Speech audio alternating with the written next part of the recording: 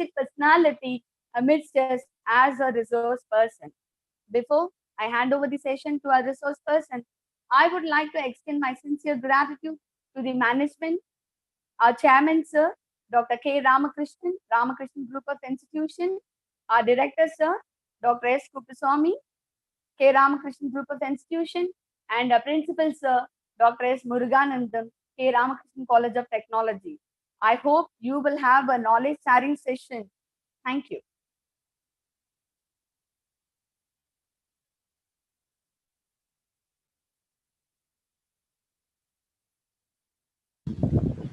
I request the participants to mute your audio as well as your audio. Over to Dr. Kaviarasu, sir.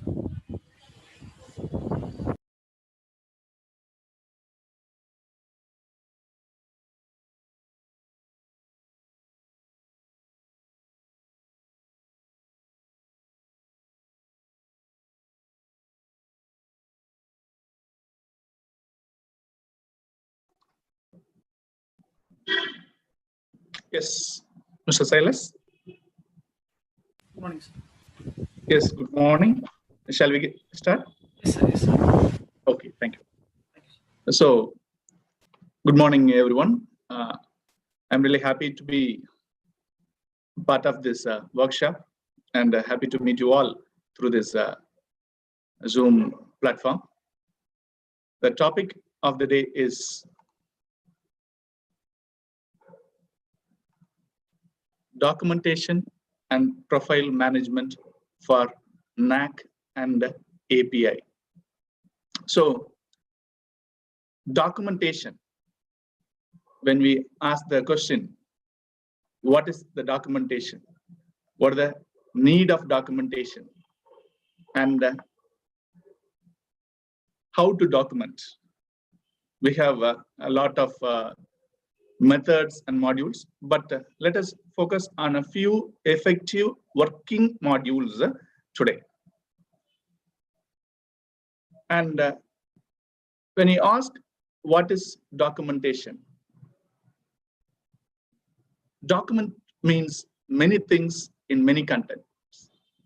It is basically a formal and legal document that provides evidence of happenings around us, especially in any firm, organization, or institution. It is also an important tool needed for the governance of any organization. And so it plays a vital and crucial role in the organization. Let us say, who is the head of the organization? A leader. A leader always is the person who leads. And we may ask a question, who is a leader? Is it the principal or the IQAC coordinator of the institution who is the leader who leads? No. We have everyone, every faculty member who is part of the governance is a leader here. So the quality of the leadership depends on the kind of documentation procedure he follows, apart from other factors. And leadership is not only about managing people, but also effectively managing the records. And you may ask, so where to start and where to end this documentation process? They say the process of documentation starts from the alpha and ends at omega of any activity. That means it starts from the beginning of any activity and it ends by the end of the activity. And in fact, it does not end with the end of the activity, but also it extends and it gets a feedback of the activity, and there should be a follow-up of the activity. So documentation is not a kind of short-term process, it is a long-term process.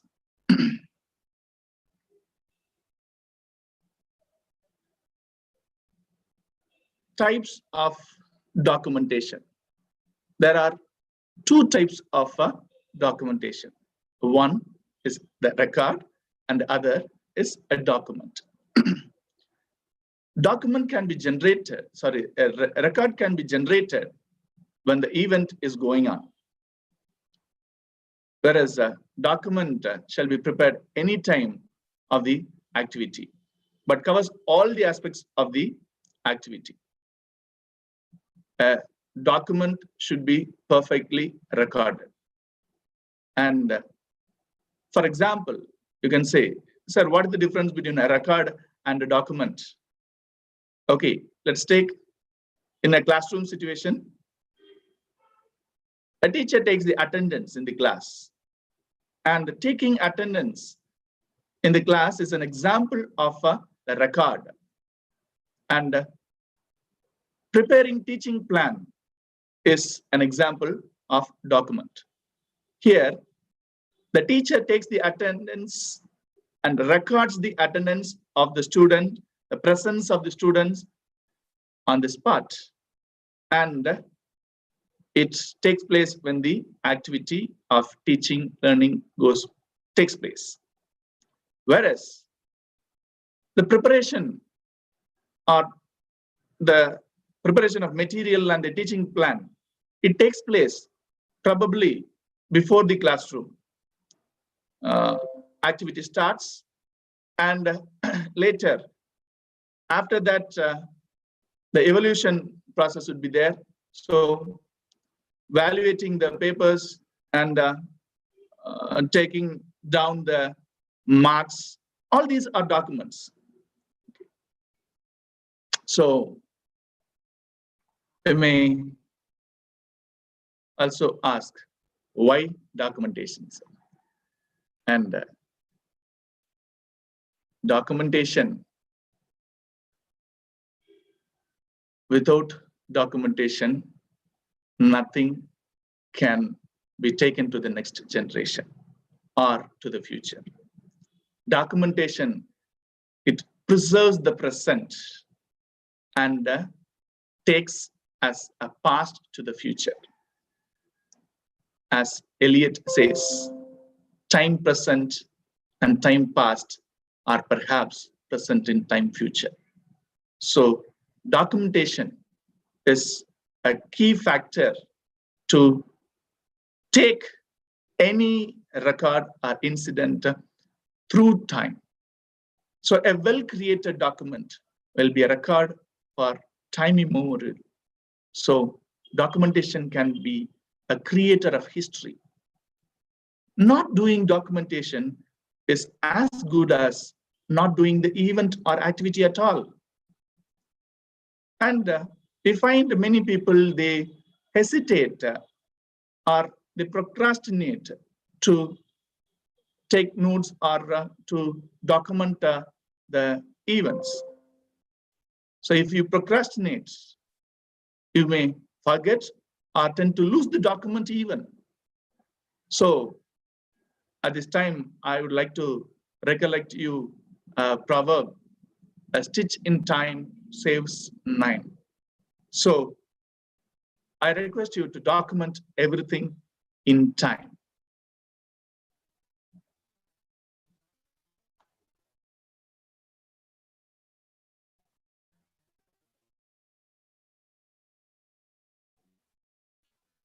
And sir, how to document? So we are going to see the same here. But when you ask, who is responsible for documentation? Is it the IQAC alone? Yes, of course, IQAC is the backbone of any institution. It plays a vital role in the functioning of the institution. But each and every stakeholder is responsible for this documentation.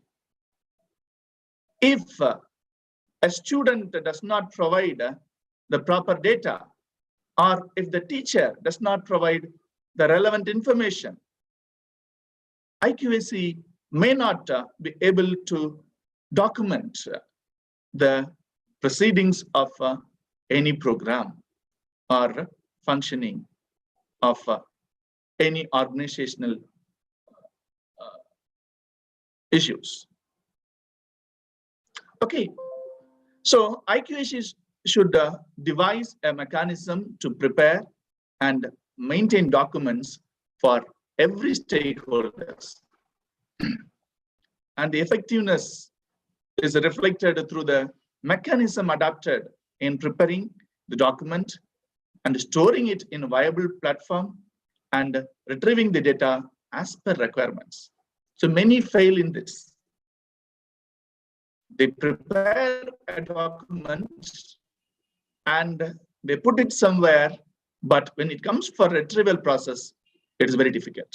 So in this technological world, I advise everyone to go for this automation process. So we have to adapt a versatile office management system, incorporating the technology through which the students, the faculty members, or the non-teaching faculty can provide their data to the IQAC. And sir, what is this IQAC? And IQAC, as I said, it is not only those 8 or 13 members who are in the committee, but it is constituted by the representation of all the stakeholders. So we have a representation from the parent, alumni, student, faculty member, management, industries, and employers even. So they represent, and everyone becomes part of an IQAC. And though we have all these stakeholders, teachers play a key role in the quality establishment. So teachers, contribution of teachers. We say teaching is the prime contribution of any teacher, but apart from this, there are other 3 contributions of a teacher which many fail. They think that teaching is the only area which a teacher should focus. So we have the 4 quadrants of a teacher. The first quadrant is teaching. The second quadrant is research.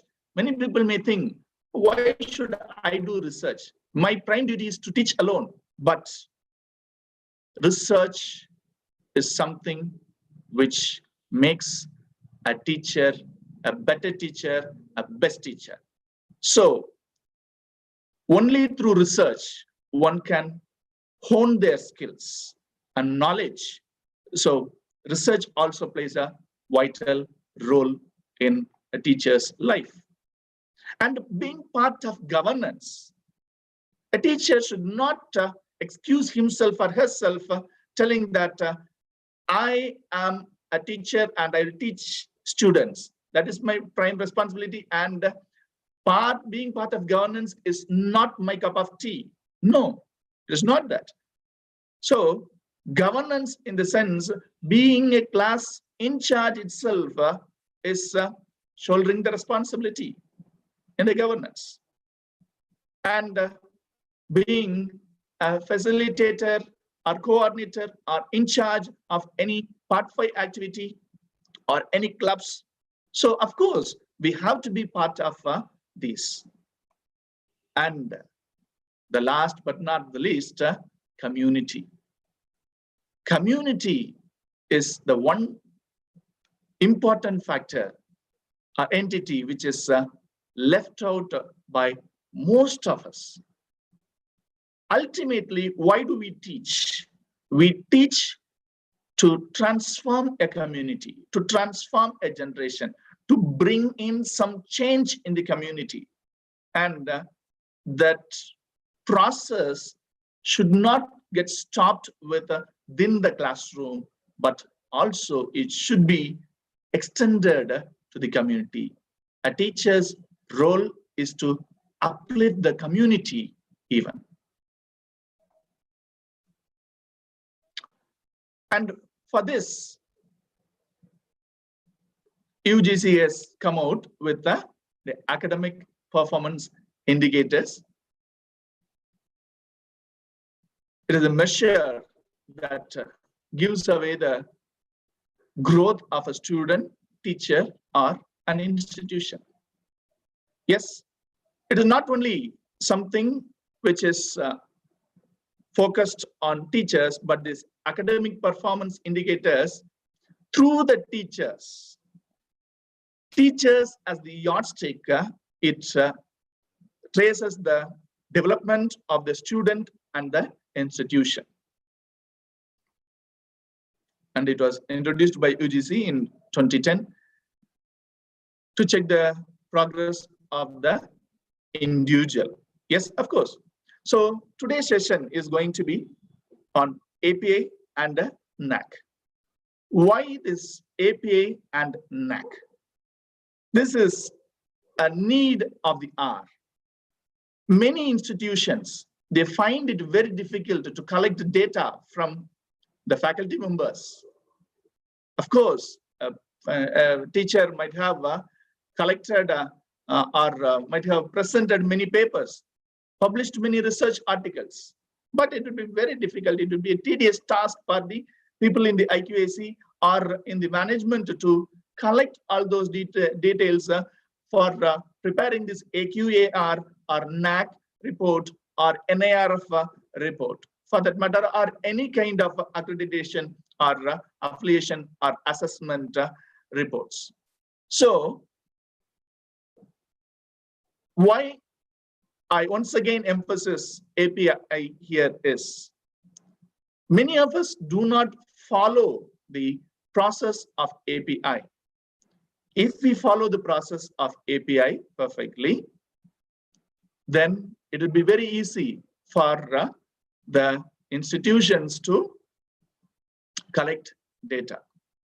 So what is this API? How is it? And why is it formulated? Let us see. The UGC has come out with a regulation on minimum qualification for appointment of teachers and other academic staff in universities and colleges, and has come out with the measures and maintenance of standards in higher education. So many people, they focus on the first part of this document and they fail to focus on the second part of the document, the measures for the maintenance of standards in higher education. This is the recent link which you can find here.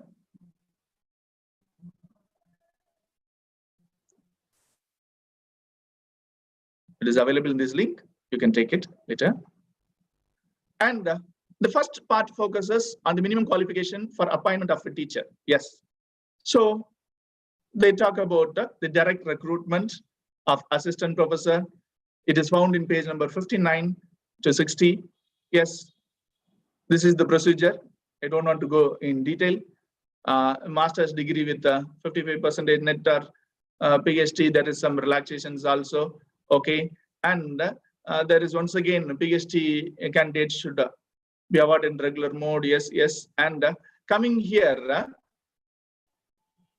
the candidate should publish at least 2 research papers from his or her PhD work. So what happens?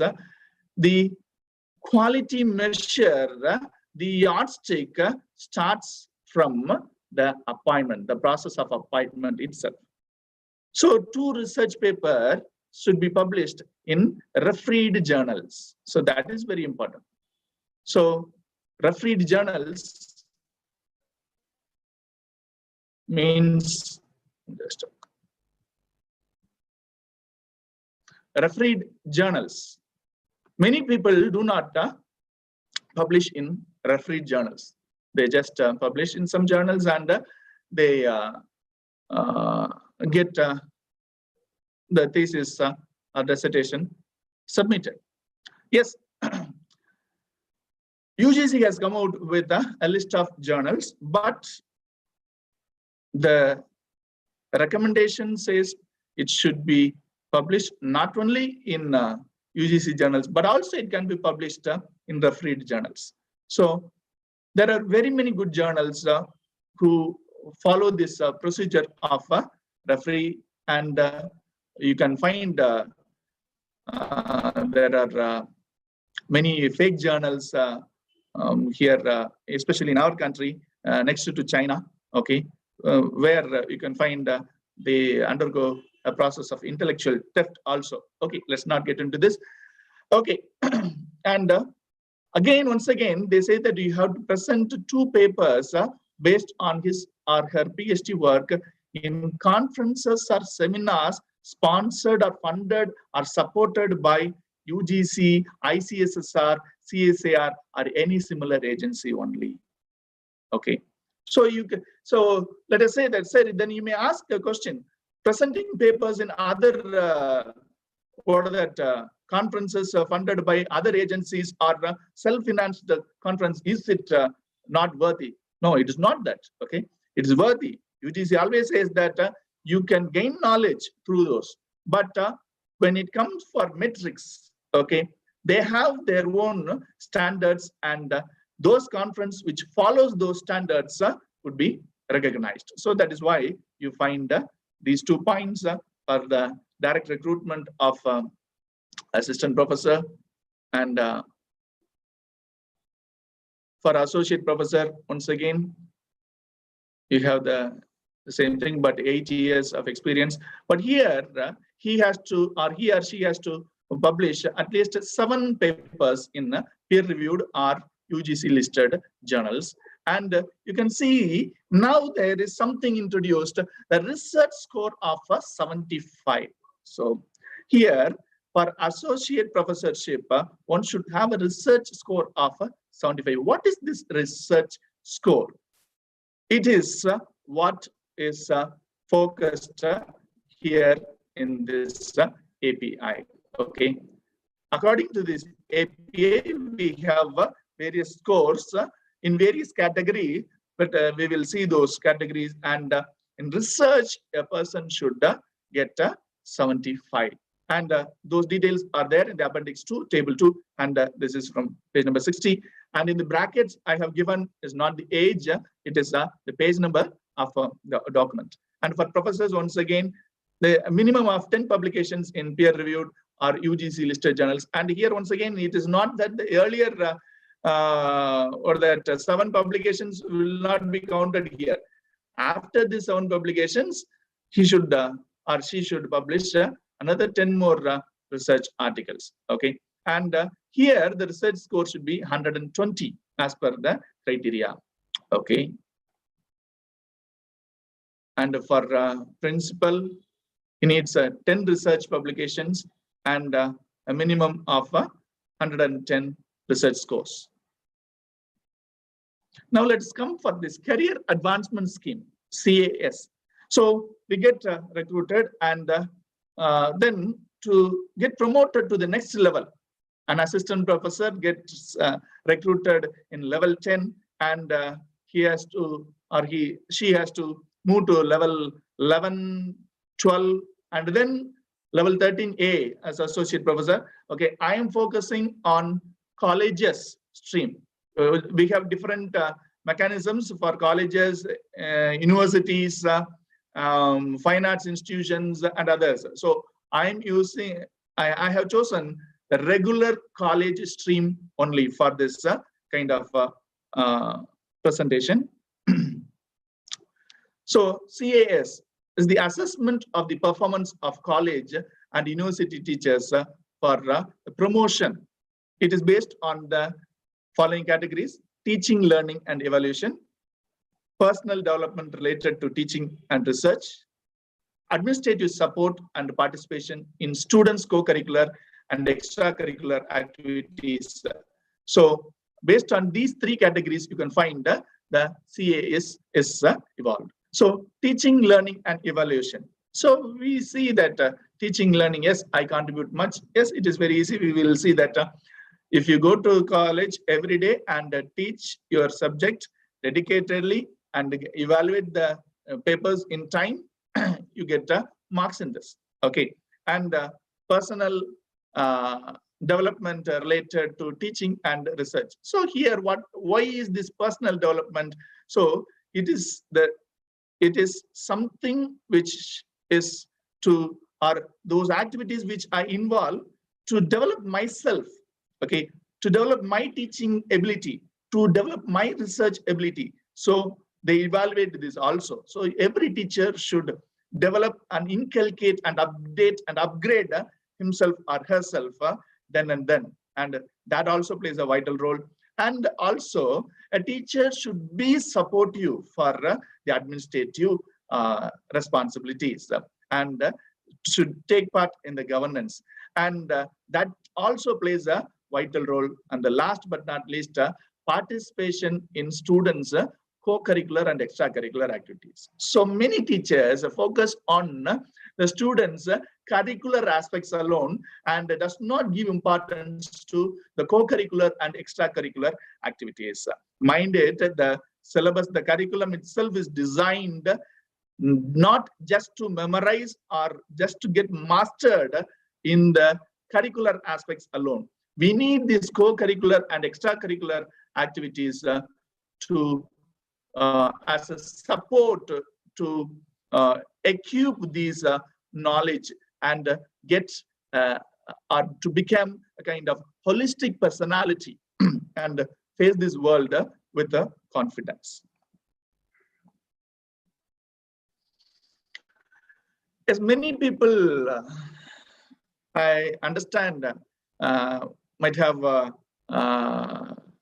discussed here among yourself and among your friends, why this CAS, and CA is not effective and it is not necessary. Okay, so in page number 77, 6.3, it is clearly mentioned that these regulations shall be effective from the date of notification of these regulations, that is 2018. Okay, and of course they gave some kind of relaxations because the existing faculty members they may not have get qualified with all these requirements, and so they give some kind of relaxation, some time for them to get qualified, and that time is 3 years. This option can be exercised only within 3 years from the date of notifications of these regulations. So they give 3 years relaxation, that is till 2021 July. Okay, so after 2021 July, definitely everyone will get into this CA stream. So till that, we may feel that we are lethargic. Please don't be lethargic and fulfill the criteria necessary for this CAS from 2018. That is mandatory. Okay,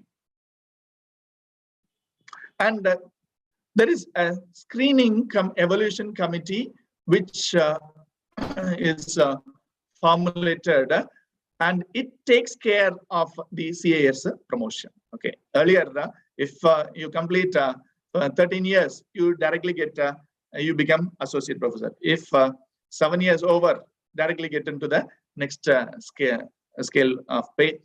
Now it is not the case.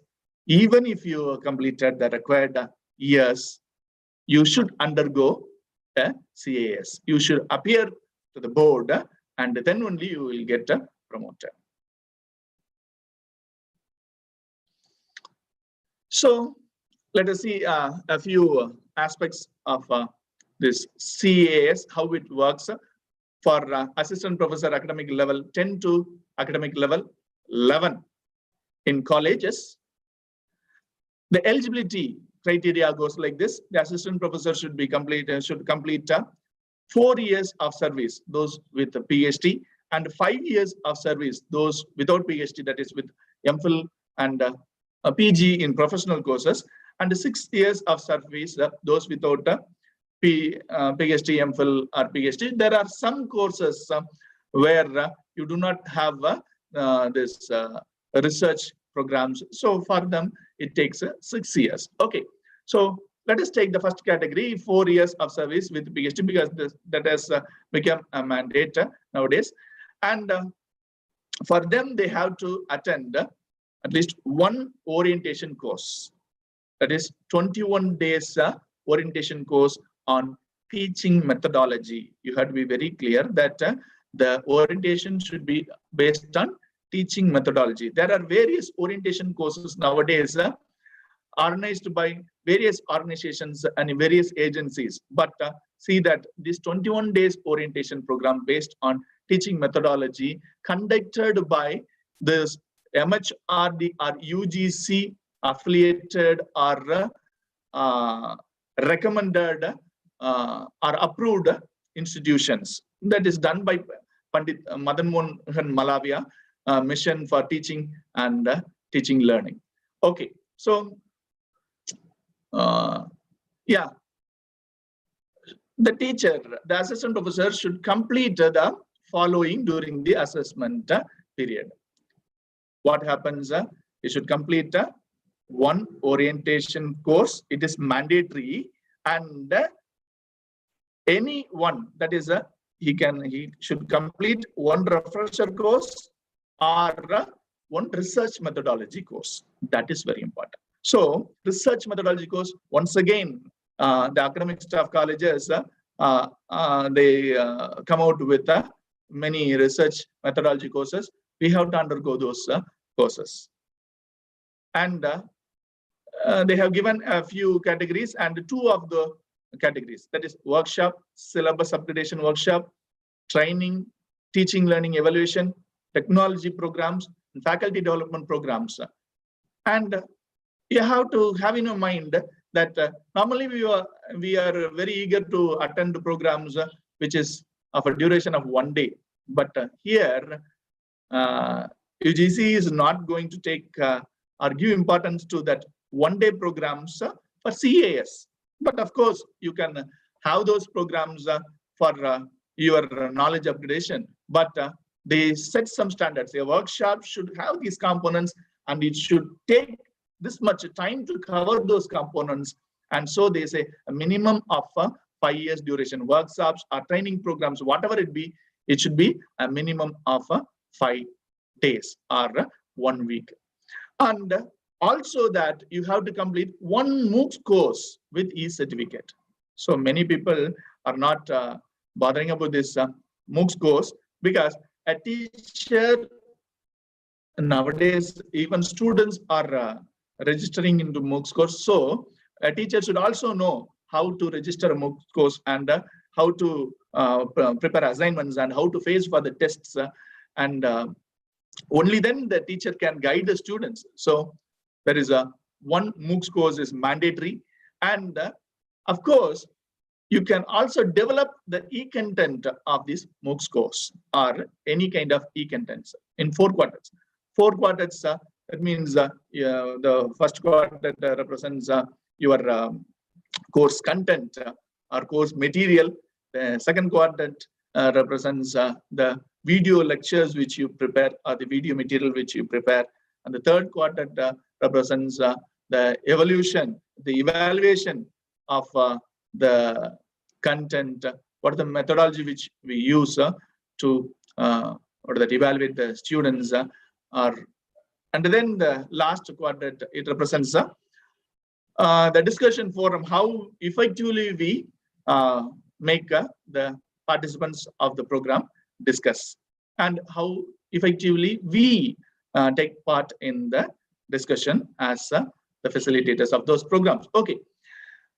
And let us say that if you get a satisfactory or good grade in the annual performance assessment report. So this is another thing. Annual performance assessment report should be prepared every year. That is, every year these data should be assessed by a set of people.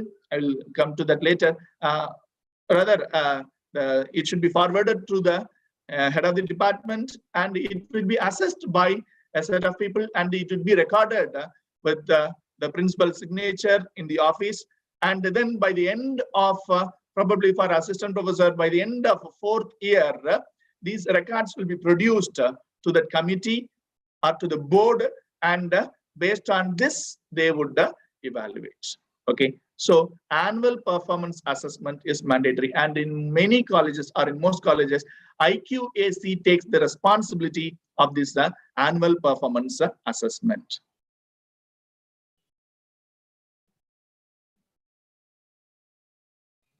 And the same from level 11 to 12, 5 years of service in academic level 11, and any two of the things in the 5 years duration. So you those things which you have completed before this entering the level 11 will not be considered. Okay, so you have to complete a refresher course, or once again research methodology course, or workshop, syllabus upgradation workshop, so and so, for at least 2 weeks. Here earlier it was 1 week, now here it is 2 weeks duration, or complete 2 course. So let us say that, sir, I have not completed a research methodology course for 10 days.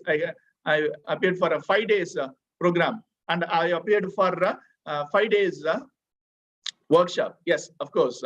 So you can just take it into consideration, and you should have completed a MOOCs course in relevant subject with the e-certificate. So in every stage you have to register and complete a MOOCs course.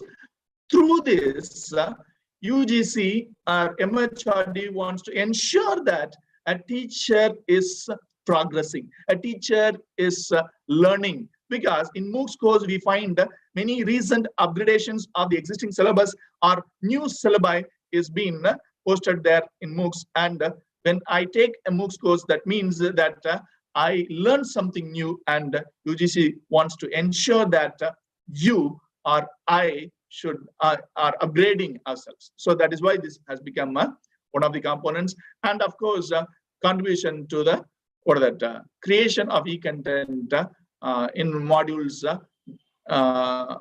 and the creation of e-contents. Yes, once again here what happens, get a satisfactory or good grade in annual performance assessment report in at least 4 years out of the 5 years. So here the assessment period is 5 years, and out of the 5 years, you should have got a satisfactory or good in the 4 years. Okay, at least 4 years. Whereas in the previous scale, we did not discuss. So for assistant professors who has completed 4 years, he or she should get satisfactory or good at least in 3 years.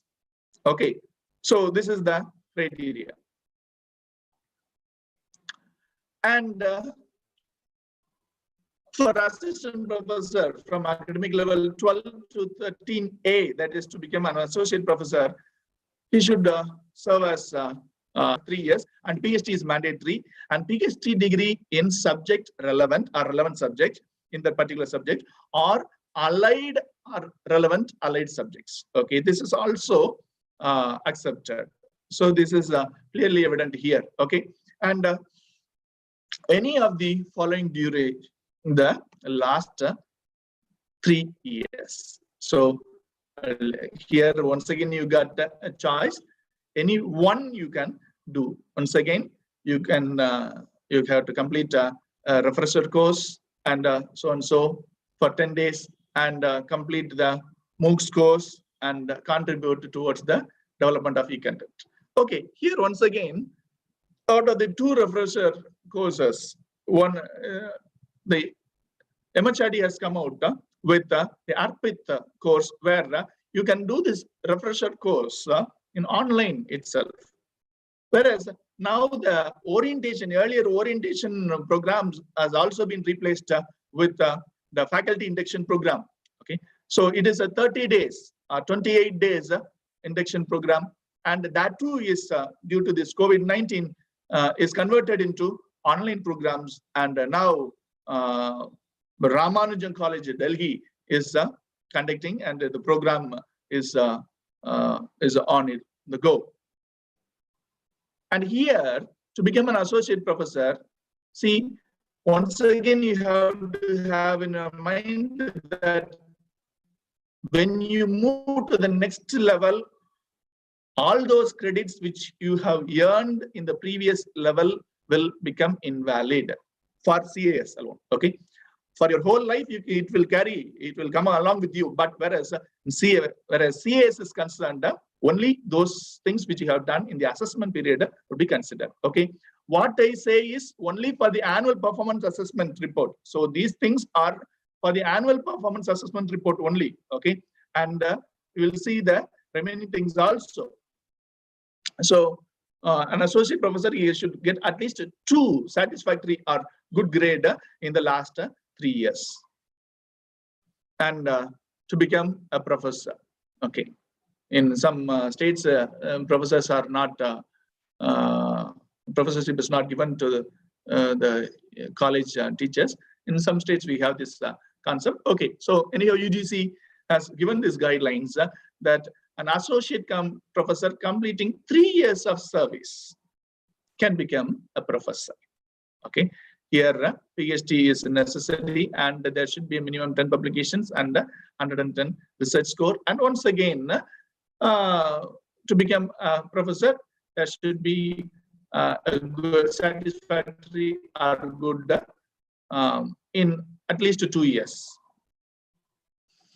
So I told about the screening evaluation committee for the promotion of assessment for the assistant professors or associate professors. So here, who constitute the screening committee? For college teachers, the principal of the college will be there, and the head or teacher in charge of the department concerned from the college, and 2 subject experts in the subject concern nominated by the VC from the university panel of experts. And likewise, in the university, we have the vice chancellor, his nominee, the dean of faculty, the head of the department, and 1 subject expert would be there.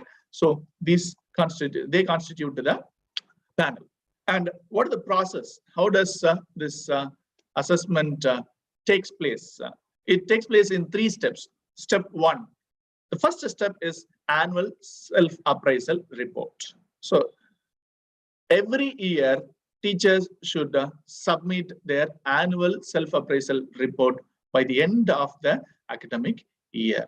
So this is followed by many colleges, and many colleges are not following this. Many people are not aware of this because they never read the guidelines of the UGC. I'm so sorry for that. And teachers should provide documentary evidences. That is very important. So just like that, I have attended 5 conferences. That is not enough. You have to provide documentary evidences. I will give the list of documentary evidences whichever is necessary for each criteria. Okay, and it should be submitted through the head of the department. Okay, so head of the department should know, or head of the department should verify it and should forward it. Okay, to the competent authority through the to the principal or IQAC, because principal is the chairman of the IQAC. So ultimately, it is going to the IQAC. After completion of the required years, you have to submit an application, and of course, you have to face this panel, and the CA is granted. But if you satisfy the conditions made in class 6.4. Okay, so here IQAC acts as the documentation on the record keeping cell. Of course, they preserve all these data, because they collect all these data and they preserve it to produce. As I said, it is not only collecting, preserving, and producing it whenever necessary. So if you follow this method, it will be very easy for the IQAC to collect details from each and every staff members. So you have to devise a mechanism to collect these details from a teacher of an institution. So assessment criteria and methodology. So let us see here, it is in page number 104. And here, once again, I am focusing on the college teachers only. Okay, so this is it. Teaching. How is the teaching learning evaluated? Okay, It is evaluated by the number of classes taught and divided by the total number of taught. Okay, sir, I have taken a 1 month medical leave. Don't bother. Okay, number of days you are present to the college and a number of classes handled. Based on that only this calculation is made. And if you get 80 and above, you get good. And if you get below 80, it is satisfactory. And less than 70, not satisfactory. Usually, when we go to the college every day and when you teach the students, of course, you will get an 80 here, 80 and above. You will get a good here, no doubt. And it does not only see this good, satisfactory, and not satisfactory is not something which is based on the teaching activity alone. It depends on the other activities also. The second criteria is the involvement in the college or student-related activities or research activities. So teaching is one component, prime component, and the remaining 3 components put together form one criteria. So your responsibility in administrative, your administrative responsibilities or your responsibility in governance of the management of the college. Okay, management is not the management people, but in the administration of the college also fetches you mark. Head of the department, chairperson, coordinator, principal, warden, sub-warden, class teacher. So we have various responsibilities, administrative responsibilities, and all these responsibilities carries marks. Okay, and examination and evaluation duties. Yes, of course. Many people, they just like that reject those examination duties and evaluation duties. So that is wrong. This also part of teaching is not only the responsibility as teaching is the prime responsibility, examination and evaluation also. Evaluation is also the other important responsibility of a teacher. So that is also evaluated here, and the students related. So student related co-curricular and extension activities. Yes, many people, they never, they skip this. So they never show interest on the co-curricular and extension and field-based activities like student clubs, career counseling, study visits, student seminars, and other events like cultural, sports, NCC, NSS, and the community services. So all these things, we have to a teacher should focus on all these things also, because a teacher is responsible not only for the knowledge or the academic growth of the student, but a teacher is responsible for the holistic development of a student. You have to have in your mind. And also in this criteria, organizing seminars, conference, workshops, and involving in other college or university activities also matters. And evidence of involving in research by guiding PhD scholars and conducting minor or major research projects and at least publishing one paper. So here we have an interesting factor. At least one single or joint publication. So that is the key term here you have to have. So you can try to pull people from your department, your friend circle, you discuss with them and make a collaborative effort and publish a paper where you can jointly publish a paper. So there is a limitation here also. So some people, they say some 20 people, they come together and one person would be working and the remaining people will get the credit. It is not that. Once again, for that also, UGC has made a limitation. Let us see that also. And here, what happens of all these categories, okay, of all these categories, if you involve in at least 3 activities, you get a good.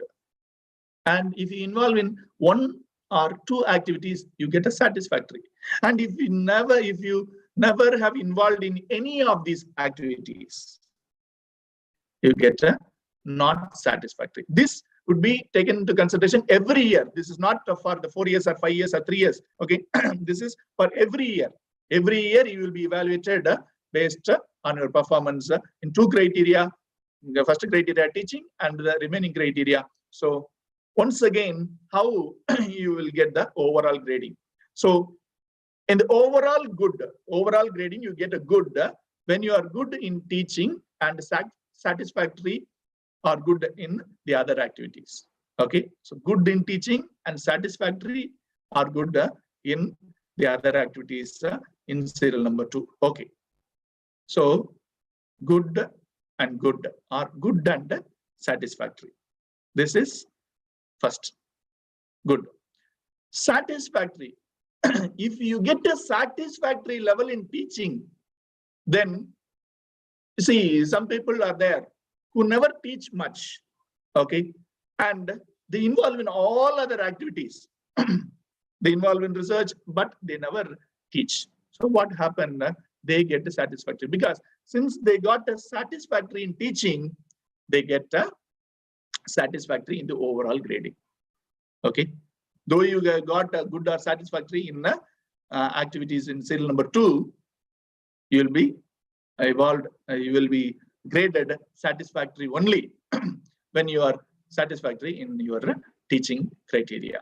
And if you neither good nor satisfactory in serial number 1 or 2, you get not satisfactory.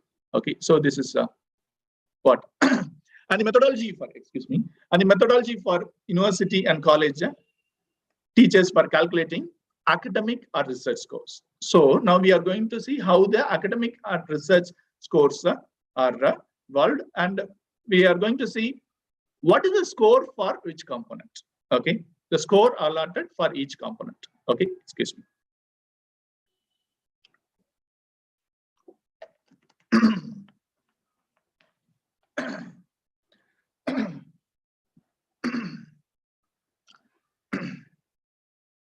So earlier we might have seen appendix 2 table 2 as in appendix 2 table 2. This is the appendix 2 table 2. And you can see the page number. It is available in page number 105 of the document which I have produced. So research papers, the first category is research papers. Research papers in peer-reviewed or UGC listed journals. Have in mind in peer-reviewed or UGC listed journals. Okay, they get 8 points per paper.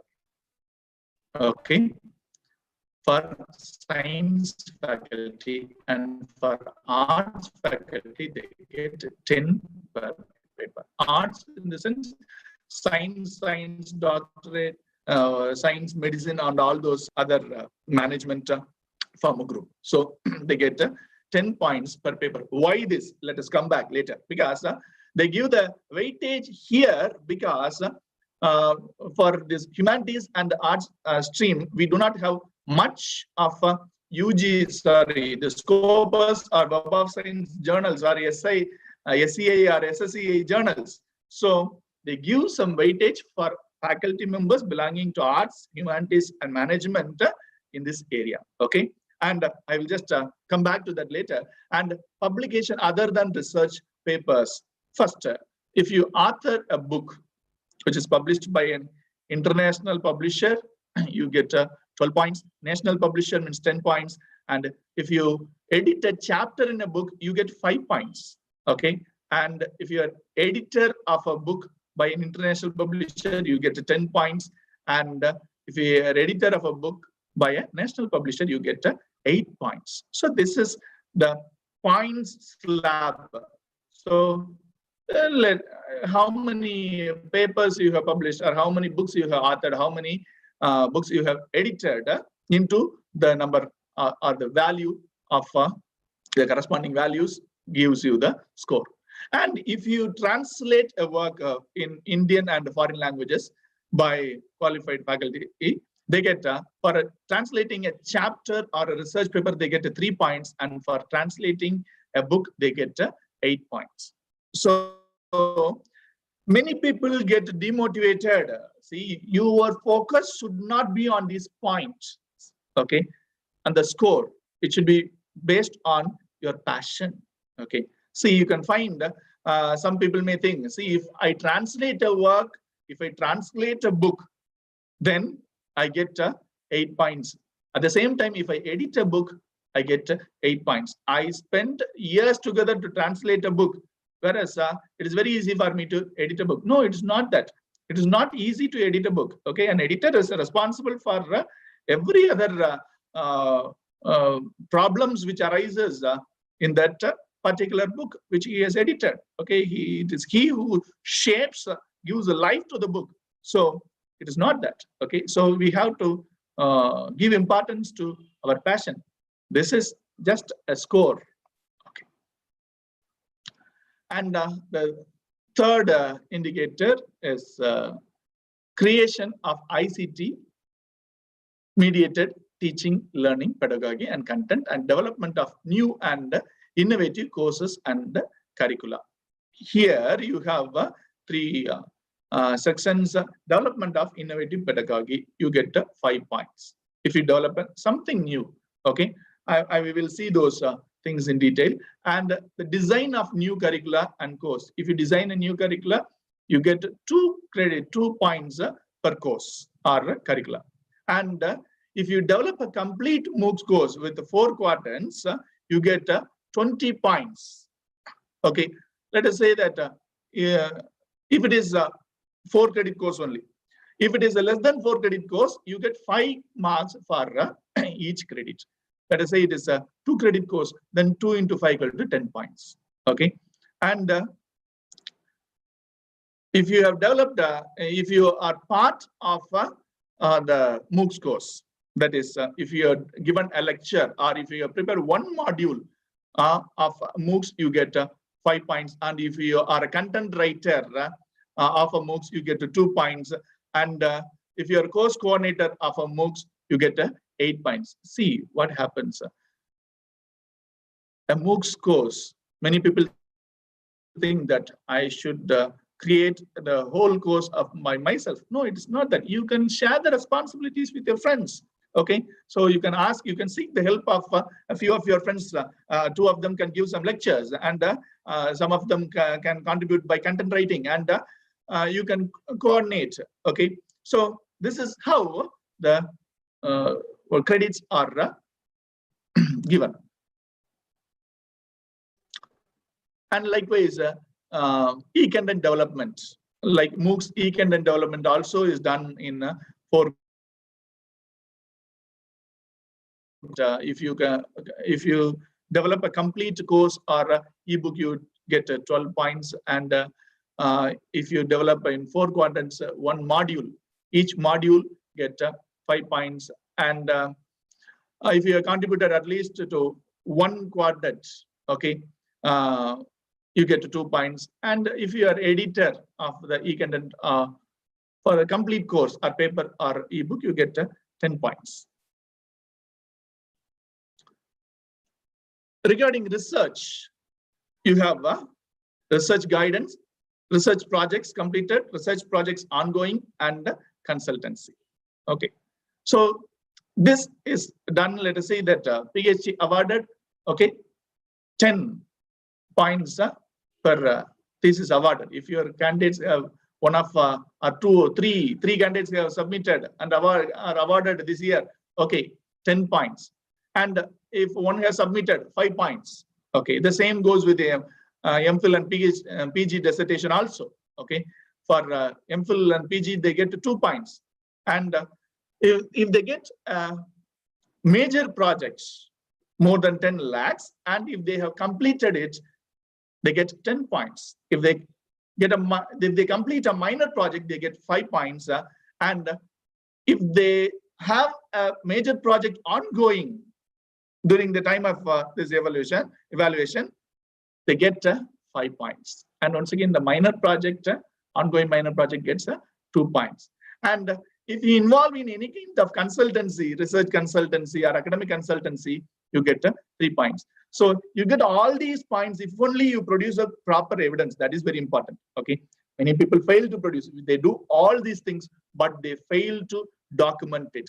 Documenting is collecting the evidence and storing it in some order. Okay, right? And patent is also very important. If I have a patent, international patent, I get 10 points, and a national patent, I get 7 points. Likewise, the policy documents submitted to international bodies or organizations like UNESCO, World Bank, IMF, etc., or to the central government or state government, whichever it be.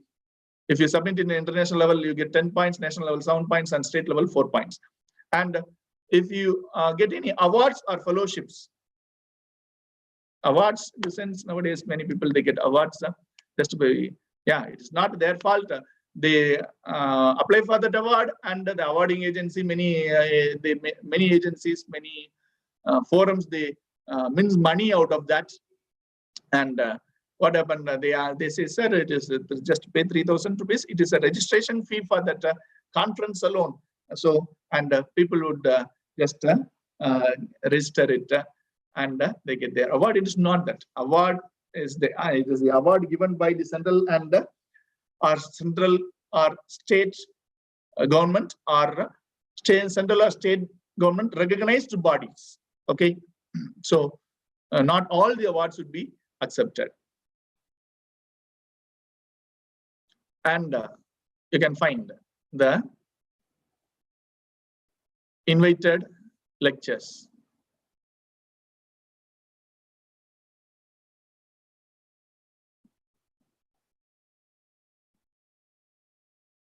Academic research activities, the invited lectures, excuse me.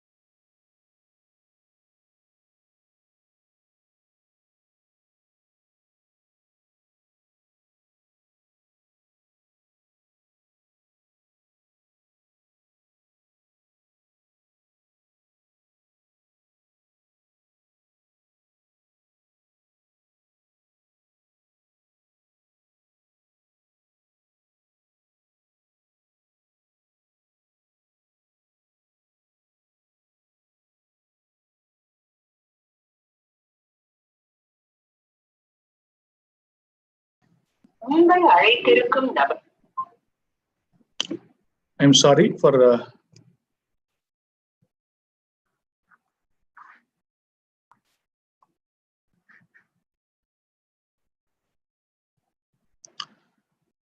yes, let me continue. Am I audible to everyone?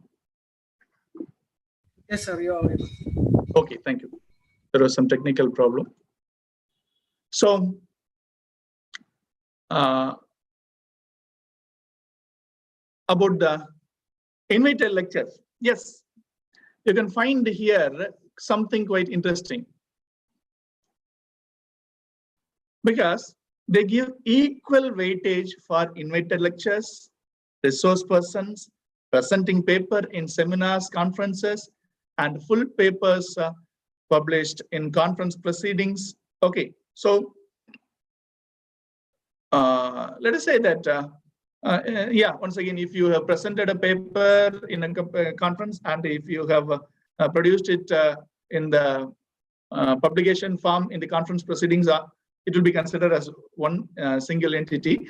Okay, so what happens here? They give importance to, they give equal importance to all these things. So for invited lectures, for resource persons, and for paper presentation in seminars or conferences, and full paper published in conference proceedings, everything gets equal weightage. Okay, and so NAAC or UGC never finds a kind of discrimination between these. But here there is a discrimination based on the level where you involve in such activity. In international level, abroad, you get 7. And if you indulge in international level within the country, you get 5 points. And if you are involved in national level, 3 points. And state or university level, you get 2 points. So this is the yardstick.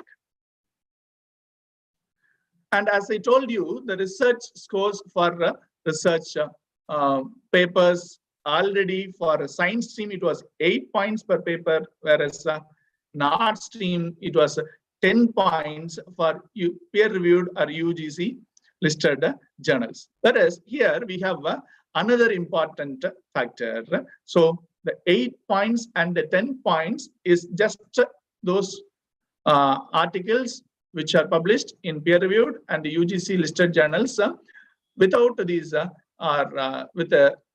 which never come into the category of the impact factor done by the Thomson Reuters or the Web of Science or Scopus. Okay, and if they do not have the international impact factor, they get 8 points and 10 points. Whereas if those articles which are published, sir, you can say, I have published in an article with let us say with 10 plus impact factor in an international journal, and I get the same score which my colleague who has published a paper in a local journal appears a simple peer review journal. Okay, it is not that.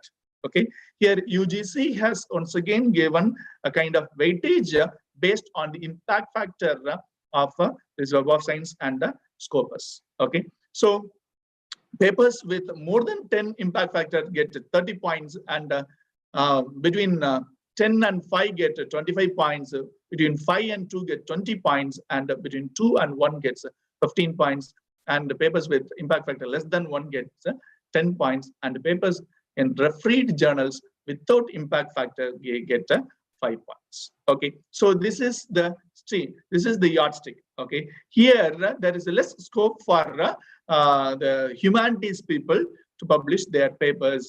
That is why the weightage is given there by UGC. And based on the authorship also, what happens if 2 authors publish a paper? If one author publish a paper, the author get 100% weightage. Okay, and if 2 authors publish a paper, you find each of the published author gets 70% of the total weightage. Right? If the total weightage of the paper is 10, and if 2 authors have published, each author gets 7 points. That is another interesting fact here. And when it comes for the more than 2 authors, once again, UGC has devised a wonderful mechanism where the first or principal or the corresponding author would get 70% of the weightage, whereas the remaining people will get 30% of weightage each. Okay, so that is also an interesting thing. When it comes for joint projects, the principal investigator, if I am the principal investigator and there is no co-investigator, I get 100% weightage. Okay, if there is a principal investigator and if there is another co-investigator, it is not 60-40. Each would get 50% weightage. Okay, so don't worry if you are a principal investigator or a co-investigator. Weightage wise, you get the same weightage. Okay, and sir, sometimes what happened? So I am a supervisor of a research scholar, and I have a co-supervisor. Okay, and many think that co-guide will never get any points. No, it is not that. Okay, if I am the one and only supervisor, I get 100% of the weightage. Okay, and if there is a co-supervisor, the both of us would get 70% of the weightage. So this is also important. So you must know these criteria.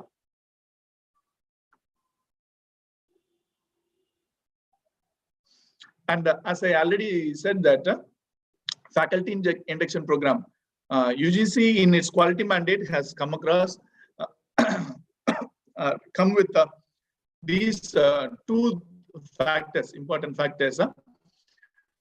faculty induction program and student induction program. So both is 1 month long program. Okay, and they have restricted the limited student induction program probably to 1 week or 15 days now due to time constraint. But the faculty induction program is 1 month. Faculty members should mandatorily take this 1 month induction program as soon as they get recruited as an assistant professor in any university, college, or institution. Either it is aided, government, or self-financed stream. Okay, the first originally UGC planned in such a way that only after taking this course they can join the service, or they can come into the teaching stream. But now they say that they have given 1 year time, and we have to complete it within 1 year of the recruitment. And Pandit Madan Mohan Malaviya National Mission on Teaching and the Teachers has offered this orientation programs or this induction program. And even if you have taken it under this Pandit Madan Mohan Malaviya National Mission on Teachers and Teaching stream, or if you do in regular through HRDC of UGC, both would be considered or given equal weightage. Okay, so this is another important thing. And now that the online courses done through this is also getting the same weightage. Now coming to NAAC. So the first part which we saw is purely UGC based, and it is the score of API which we get, right? And what happens there? Each individual's weightage is calculated there. See, my individual points gets accounted. Based on my individual points, I am given weightage, and based on that, my promotion and all other aspects are decided. But what happens here? NAAC never focuses on any individual. It looks at the institution as such. Okay, so NAAC was established in 1994 as an autonomous institution of UGC to make quality assurance an integral part of the functioning of higher education institutions. So NAAC was formed to ensure quality in higher education. So that is why you can find this NAAC as a exclusive cell called as internal quality assurance cell. And the internal quality assurance cell corresponds with the NAAC. And they tries to implement all those quality measures designed by NAAC. And NAAC has 7 criteria. The first criteria is curricular aspects. The second is teaching, learning, and evaluation. The third is research, innovations, and extension. The fourth criteria is infrastructure and learning resources. The fifth is student support and progression. And the 7th criteria is governance, leadership, and management. NAAC assesses and accredits any institution based on the 7 criteria. And we have weightages and various key indicators for these 7 criteria. Let us see those things. And you can find the 7th criteria as institutional values and best practices. Here, let us see let's just skip, let's make it faster. And this is an overall view of the weightage given to each criteria. We have the key indicators and what is the weightage for each key indicators. So we have the university, we have separate manual for university, separate manual for autonomous college, and separate manual for affiliated or constituent colleges.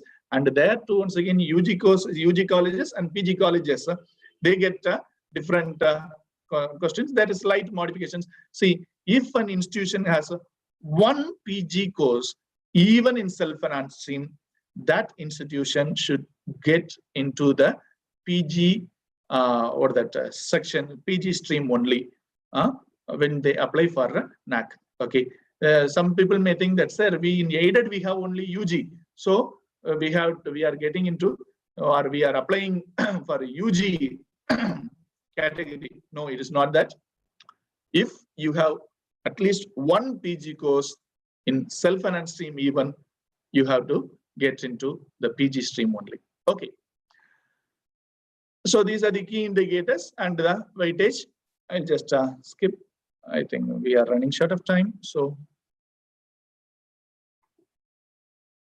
research, we find that some categories are not acceptable, are not applicable in colleges, which is acceptable or permissible in universities and autonomous colleges.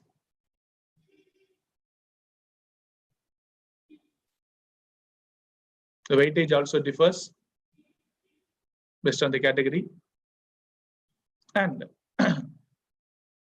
now we get overall 100 points for every, though the internal weightage differs, the overall weightage is 1000 marks. The 1000 marks even vary because there is metrics, there are some non-applicable metrics which the higher education institutions can opt out for or that exception. Okay, less than 3% of matrices they can or that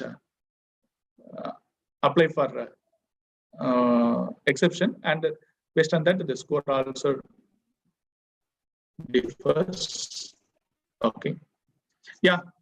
So coming here, there are 7 criteria and the key indicators for PG. So once again here I am taking the PG institution, PG college category only for today's discussion. Okay, and we have 32 key indicators, whereas you can find 34 for university and autonomous colleges and 31 for key indicators for UG colleges. And you have 36 qualitative metrics, whereas you find autonomous and UG colleges as 35 qualitative metrics, whereas university has 36. And quantitative metrics, you have 60 quantitative metrics, whereas you find 79 for university, 72 for autonomous colleges, and 58 for UG colleges. And the total metrics which we have is 96, which is 115 for university, 107 for autonomous colleges, and 93 for constituent colleges. But though the key indicators and the metrics differ, the weightage you can find finally the weightage has become 1000 points. And now, see, this is the weightage you can find out of all these points. We have 1000 points. Out of 1000 points, how much point does a teaching faculty, does a teacher or assistant professor or associate professor for that matter, a teacher as such, how many points does a teacher contribute to this NAAC preparation or NAAC submission or SSR or NAAC evaluation or assessment, whatever it be? Okay, how many points does a teacher contribute out of this 1000? When you ask the question, we have, you'll be shocked. Okay, directly the teacher contributes around roughly 1/4 of the total score directly. Indirectly, the teacher contributes a lot. Okay, the teacher is responsible for various other activities also indirectly. I am going to focus on the key points where the teachers are focused directly. Okay. In criteria 1, curricular aspects, out of 100 points, a teacher directly contributes 25 points based on these matrices. So participation of teachers in the activities of curriculum development assessment in academic council, board of studies, question paper setting, designing and development of curriculum, for add-on course, certificate course, diploma course, assessment and evaluation process of the affiliating university, they get. If you be member of these, you get 5 points. Or it's not necessary all the teachers should be member of this. It's not necessary that all the teachers should be member of this, but most of the teachers should contribute in any of this. And if you offer an add-on or certificate program, you get 10 points. See, a degree program or a diploma program or a PhD diploma program is offered by institution, whereas an add-on or a certificate course or program is offered by an individual through the institution, because you'll be having a coordinator for the add-on program and a certificate program. Of course, you have a or that course coordinators for other programs also, but here as such, when you offer a program, certificate program, you get 10 points. And it is not that affiliated colleges cannot offer add-on or certificate programs. Everyone can. So many people think that only university or autonomous colleges can offer this add-on or certificate programs, but it is not that. Even affiliated colleges or constant colleges can offer this add-on or certificate programs, and this is offered by faculty members. If you offer programs, you get 10 points. That is, your institution gets 10 points. So courses offered that include experimental learning through project work, field work, internship. So if you offer some course based on the project work, field work, or internship, okay, you get 10 points. Or if you're part of this even, right, and there is a project work paper and I am part of that project work paper, and I get 10 points. So directly you contribute, okay, by being part of this. And in criteria 2, teaching, learning, and evaluation, out of this is the criteria which has the maximum points of 350. And out of 350, a teacher directly contributes 130. And in certain criteria, certain matrices, you can find that just like that, the presence itself will fetch marks. Okay, so 130 points out of 350 points, a teacher is contributing directly. Okay, let us see here. Student-teacher ratio. Okay, it is a full-time teacher ratio. Full-time teacher, many people get confused as a full-time teacher is only aided teacher. No, it is not that.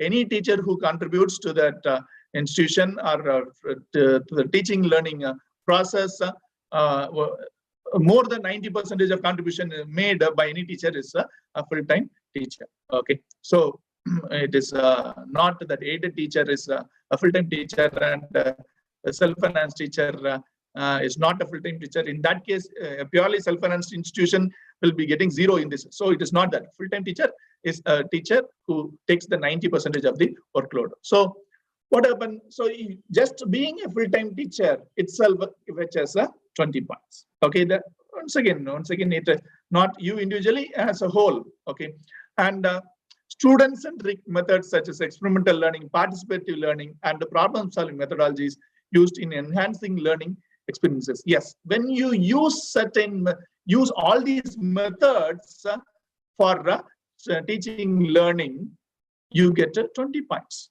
So you have to devise some methods, and when you devise a method, you maintain some kind of record for those methods become effective, and you mention it here, you produce it to the NAAC, and you get 20 points. Why does NAAC give importance to this? Based on our experimental learning and our enhanced learning experience, they can devise the policy decisions and introduce new schemes in teaching learning process also. So we are giving an input. Okay, and teachers use ICT enabled tools for effective teaching learning process. Yes, when you just use Blackboard, you won't get this 15 points. If you take a laptop projector and you prepare a PPT and present it to the students there, and just doing that never fetches you mark. Okay, you have to document it properly, and you have to give an evidence that it is a content designed by you, and it should be somewhere online. And UGC wants that online link also, where this what that content is published. Or you can record a YouTube video of a lecture. You can give a kind of online lecture, or you can record a lecture and you can post it in your YouTube or Facebook or in your college website, and that would be considered once again here. Okay, ICT enabled tools. And ratio of mentor to students. Yes. So mentor-mentee system. Of course, every teacher should be a mentor, okay, of a set of students. The mentor record is not maintained by many, and you have to maintain. So you have to set every year when the newcomers come, the college or the department should split those students and hand it over to a mentor. And even the mentorship starts not only after joining this course or study. Okay, sometimes this mentorship starts even before they join. Okay, when the student comes for admission, even what happens? I have to guide them. I have to mentor them to choose the right course. Okay, so based on that, so a mentor would the bond between a mentor and a mentee is very strong. Okay, and if the bond between the mentor and mentee is very strong, even after leaving the institution, it would be very easy for the institution to gather details about the alumni and alumnus. Okay, so that is also very important. And just simply maintain a good rapport with the students, you get 15 points. And average percentage of full-time teachers against sanction post. This is something which the management should do. But if you be a full-time teacher, you get 20 points, and average teaching experience of full-time teaching in the same institution. This is another factor. See, many people, they tend to switch over institutions. They proudly say, I have worked in 25 institutions in 20 years. Okay, there's nothing there. Okay, they want to see that faculty, if a faculty joins an institution, the faculty should work in the institution for at least some 5 to 10 or 15 years. Okay, the faculty member retaining in the institution reflects once again the quality of the institution, how well the faculty is comfortable with the institution.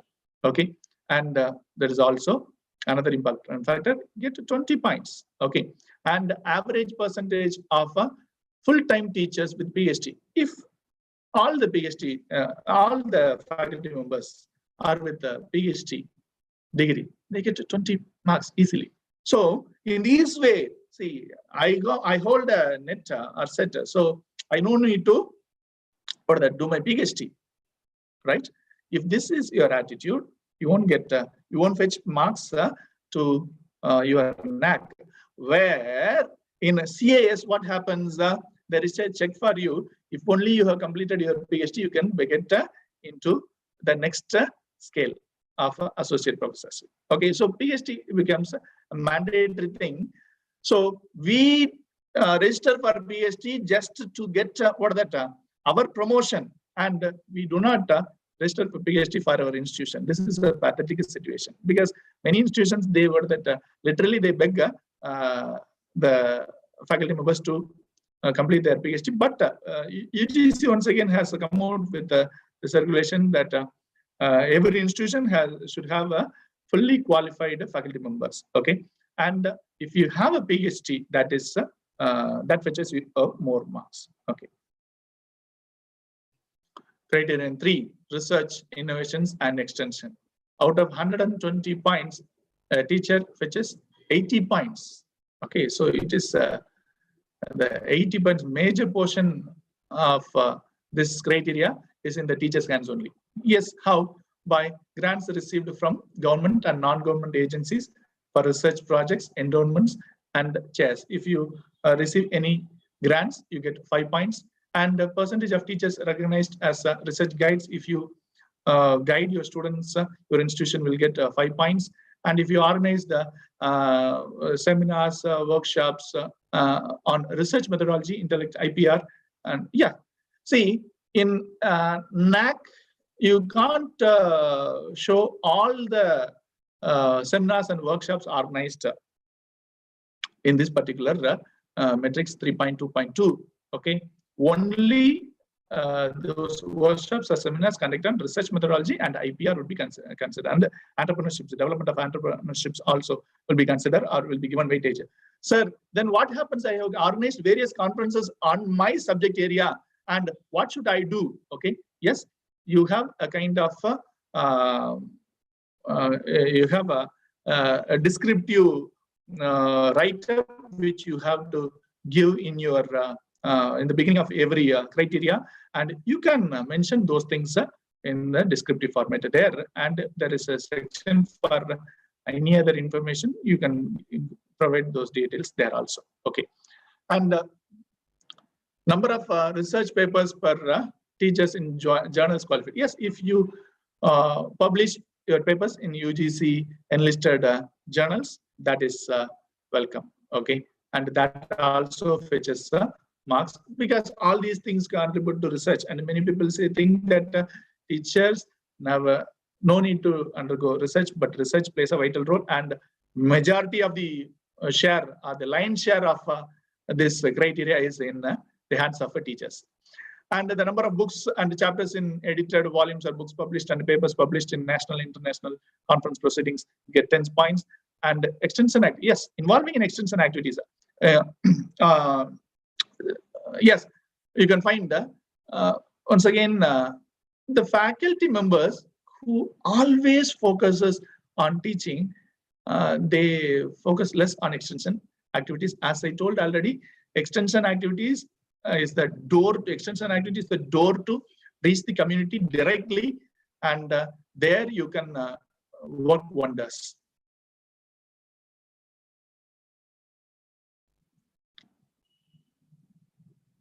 And the number of extension activities through NSS, NCC, Red Cross, or other Part 5 activities, collaborating with industries and NGO, all these things can be done.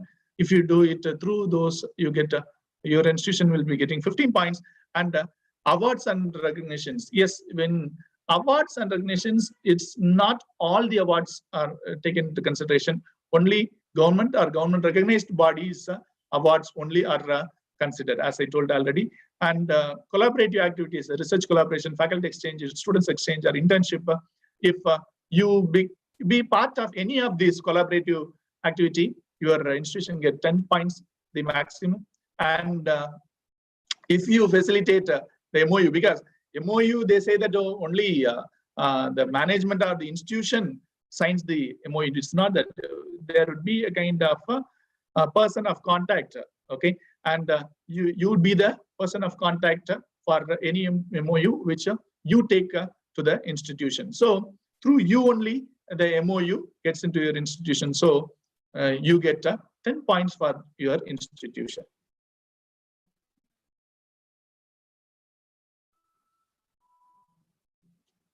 And student criterion 5, student support and progression.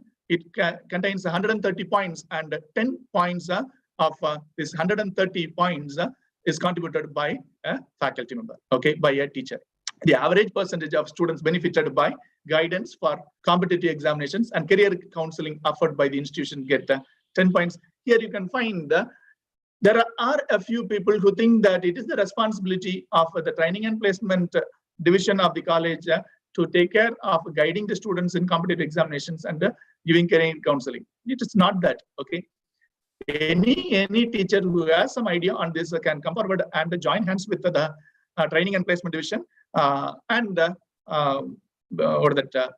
promote the students or to guide the students to accomplish these activities. And criterion 6, governance, leadership, and management, you get 5 points out of 100. Yes, of course. This is directly you get, fetch 5 points. Indirectly you get you fetch a lot of points. All these metrics which I say is directly what a teacher directly fetches to the institution, for or contributes to the NAAC. Okay, and let us say that in our for our CAs, we need to undergo some faculty development program, orientation, refresher, faculty induction program, all these things. So all these things comes under faculty development programs, and undergoing this itself fetches your college 5 points. Okay, and earlier only face-to-face FDPs were considered. Now even online FDPs are also considered, but provided it is organized by this HRDC or Pandit Madan Mohan Malaviya. So as a whole, the contribution of a staff or a faculty member for each criteria.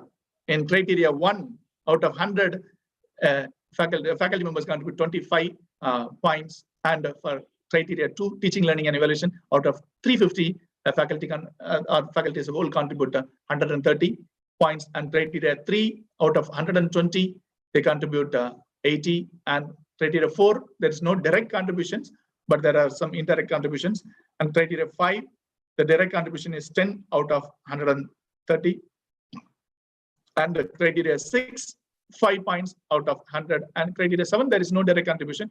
But even then, out of these 1,000 points of the 7 criteria, 250 points exactly is contributed directly by the faculty members. So it is in the hands of a faculty to enhance the grade of their institution. Your college is your identity. Many people fail to realize this. So please contribute to your college. Provide data to your IQAC for any kind of reports. Sometimes you get tired. See, how many times should I provide this data? Okay. Yes, of course, there is some problem with the IQAC because the mechanisms, the retrieval mechanisms is not effective in that IQAC. So what happens, they ask every time for the data, and it is our responsibility to have all those data preserved in right format. Okay. If our profile is updated often, okay, whoever asks data, how many times ever our data would be there with them, or we can give the data to them anytime, provided we have a strong profile. We maintain a strong profile.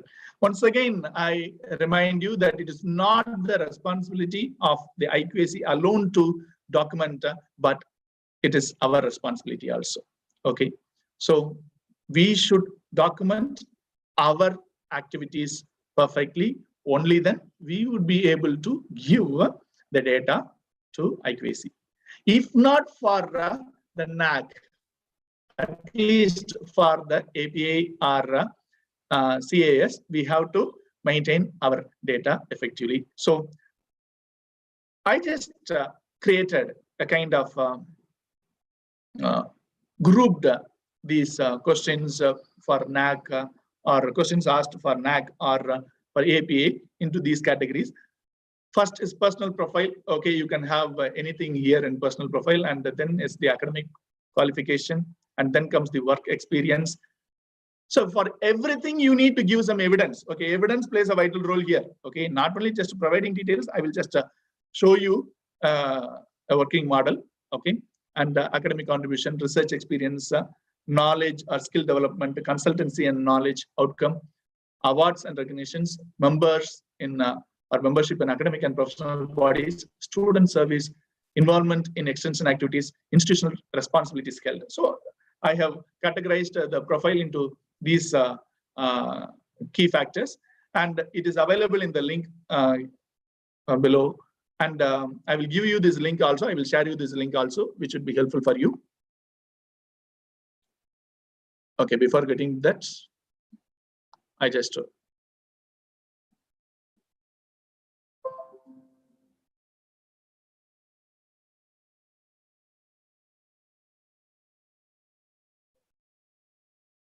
so here is the skeleton of this is the skeleton of the profile. So we must know how to use the softwares, especially Microsoft Office and Excel. Okay, and through Excel you can work wonders, of course. So see, I think it is very clear. This is just an outline. Okay, as I said, personal profile, academic qualification, work experience. Let us just get directly into this. Personal profile, it can contain your name, father's name, address, email, mobile number, website, date of birth, your sex, marital status, religion, community, caste, nationalism, blood group, and other number. If you want, you can give your PAN number also. All these things comes here. When it comes for academic qualification, okay, you must mention the degree you are where you studied and the year of passing percentage. If there is any proficiency, you mention that also. Okay, and for this, for everything, evidence is necessary. Without evidence, nothing will be considered. Okay, here the mark statements, individual mark statement, consultant mark statements, degree certificate, and the proficiency certificate, transfer certificate. All these things are evidence. We have to maintain a hard copy and soft copy of all these evidences. When it comes for work experience, let us say that you might have worked in various colleges or industries, even industrial experience is also considered in many places. Okay, so in NARF, industrial experience is also given importance. So your appointment order and joining order, relieving order, or experience certificate, service certificate, staff approval in each institute, and your confirmation order if you are an aided or government faculty, and the timetable and workload assigned for you every year. These are some things which we never maintain, but we have to maintain those things. Okay, and because the timetable and workload will be issued with by the head of the department with his or her signature, so you have to maintain a copy of that also. So those things speaks. Okay, for the first category, to tell that you have taught, you have regularly attended classes, your timetable is necessary, your attendance book is necessary. Okay, in hard copy or soft copy format. Okay, and academic contribution, role in curriculum development and assessment. Yes, these are the roles. Okay, so the first column is the area, the tabulation. Since we can't have a huge tables here, you can use Microsoft Excel for tabulating this. So the nature of the assignment, the academic council, a member of board of studies, curriculum design, question paper setting, or assessment evaluation. So all those things which we saw, and so for this you need to mention the name of the college, university, or the board, and your designation there. Okay, you will be member, you will be the chairperson, you will be the director. So you have to mention your designation also in the table, and the date of appointment, that is very important. Okay, so when it comes for the date of appointment, right, let us say that for 2020-21 you are appointed, probably you would be appointed in the month of March or February 2020. So that date of appointment is also very essential, and the duration of the membership, you will find the duration of the membership in the letter. So the evidence is the official orders issued by the affiliating university or institution, and the offer letter, and the invitation, and the attendance certificates, whatever it be, you have to maintain everything as evidence. And if you offer some courses, add-on courses, certificates, or MOOC course, you have to mention in the table, you have to mention the nature of the course, nature of the program, your course code, and the duration when you offer the course, from which date to which date, and the number of students enrolled and the number of students completed. Also, in the evidence, you should have the syllabus, brochure, and the minutes of the board of studies who approved this, and also the timetable with the details of the staff handling the session, and the name and roll numbers of the students enrolled, attendance, and the name list of the students, and the mark statement of the students, and of course feedback is important. Okay, but whatever activity you do, you collect a feedback. This is what MHRD always insists. Okay, if you organize a small seminar, collect a feedback. Okay, by the end of this program, once again the organization will be Ramakrishnan College will be collecting a feedback, and I will be collecting a feedback also. It is available in my blog. I will let you know. And innovation in teaching learning, and in what the method you have used, and what program. Let us say I'm teaching Shakespeare. Okay, for teaching Shakespeare, what is the innovative method I have thought, and in Shakespeare, what is the topic which I used, the method, and the date when I implemented the particular method, or the duration, probably from 10th to 15th I handled this particular topic, and that is something which you have to mention here, and the number of students who are benefited also should be mentioned here. And when it comes to evidence, the evidence of successful implementation of the methods should be mentioned, and the feedback from the participants is once again, and the report any activity you conduct. Since we are running short of time, I think I have crossed my limit. Yes, I'll just try to wind up very fast. So I'll just give, see, this is the criteria for documentation or for creation of a profile. The section which is there, required details for tabulation, is those headings which you find in the table. Okay, so you find all these, you give all these as headings in a Excel sheet or in a Word document in a landscape, and in the right side you can find the evidences. These are the evidences which you have to have in soft copy or hard copy. Okay, and if you've done any projects, you have to have that project completion report and utility certificate, UC, that is very important, and all the communications from UGC or the funding agency. Okay, and if you guide your students, your guideship letter, that is important, and also you can find all the communication from the university, and if your ward has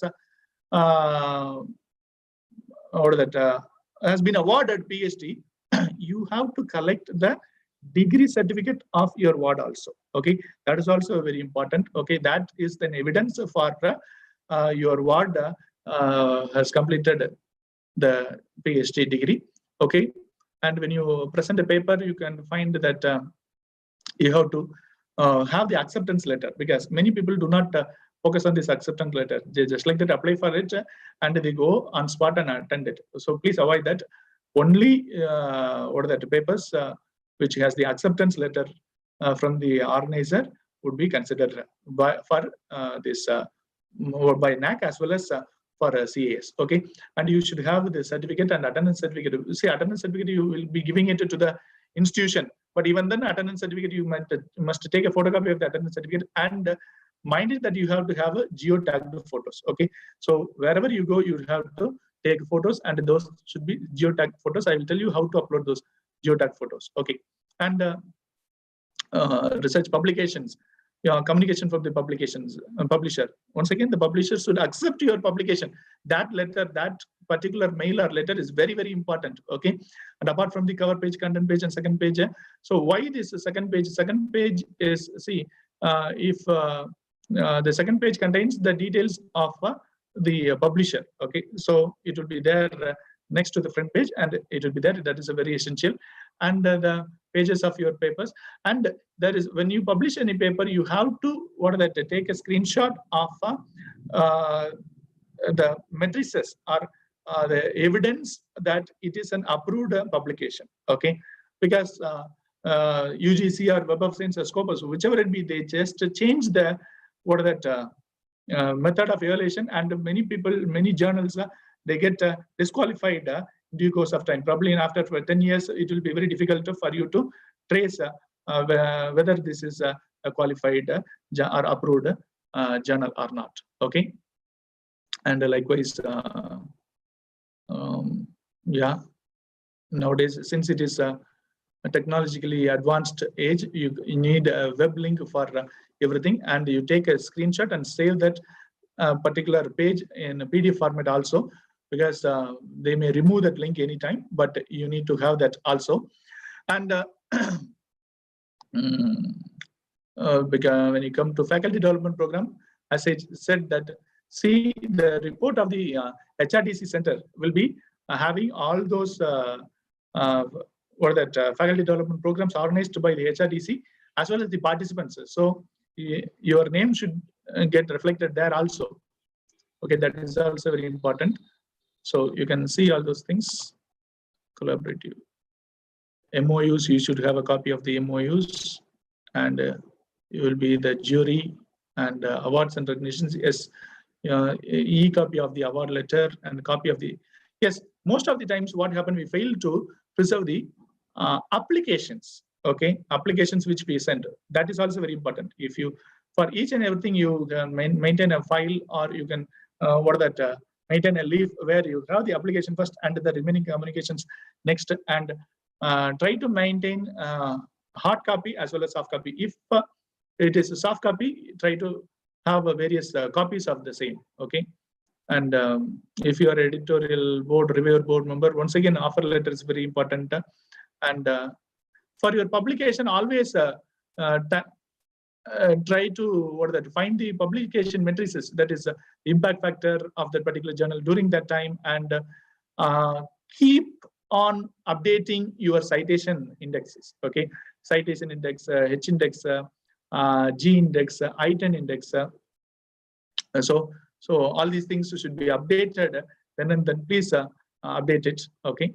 And of course, mentoring. Yes, mentoring. When you mentor a student, you should maintain all the details of the students, especially the curricular, academic, and co-curricular and extracurricular activities also, okay. And then you get a feedback from your mentee. That is very important, okay. That will enhance your relationship with the mentees, okay. When you organize student-based programs, when we organize a program, okay, what happens? You should maintain the evidence or the letter of acceptance from the resource person also, okay. That is not done by many people. We just over phone, we just communicate, and we just invite the resource person. Ramakrishnan College has wonderfully done. They have sent me an invite letter, and I prepared an acceptance letter, and I sent it to them. And even sometimes you can even send through mails from official mails, okay. Everything should be, transactions should be taken place only through official mail IDs, okay.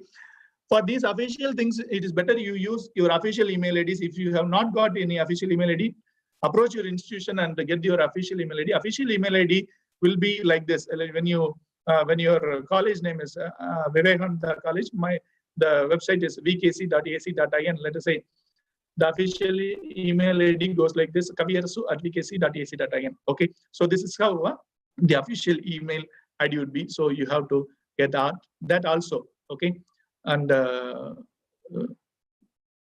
extension activities. Yes. Institutional responsibilities. Many people involved in various activities in the institution, but one fine day when they come for the CAS, they have nothing as an evidence for what they have done. So whatever you do, okay, you just get some evidence. So you get an appointment order, or you just get if you are involving in any committee, okay, you will be having the circular or minutes signed by the competent authority, and those things will be published in your college handbook or magazine. That would be the evidence. And sometimes you can also have show the evidence of outputs in various forms through testimonials even. Okay, so this is the template which I will be sharing with you. Okay, and now let's go back.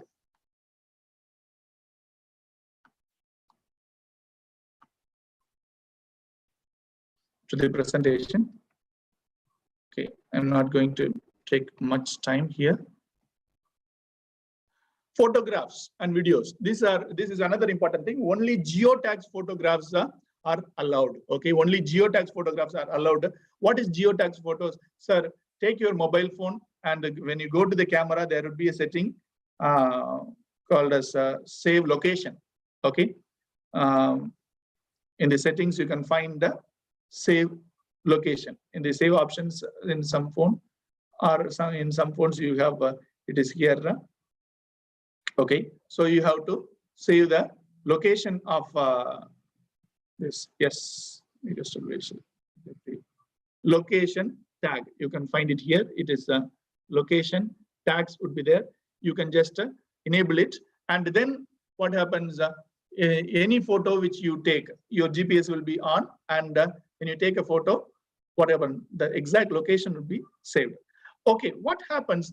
We take the photo in this mode, and the mistake which we do is, why this geotag photo means UGC wants to ensure when you upload the photo, they have to ensure that whether this program is taken in this particular place. Okay, and these details will not be sent through WhatsApp. So most of us do this mistake. Okay, we take a geotag photo and send it to IQAC through WhatsApp or other social media platforms where there's EXIF metadata, that is extended image format metadata, is not sent there. It is optimized. It rejects all these things, and your location details gets is not sent through this WhatsApp or any platform. So it is better, sir, than what to do, sir.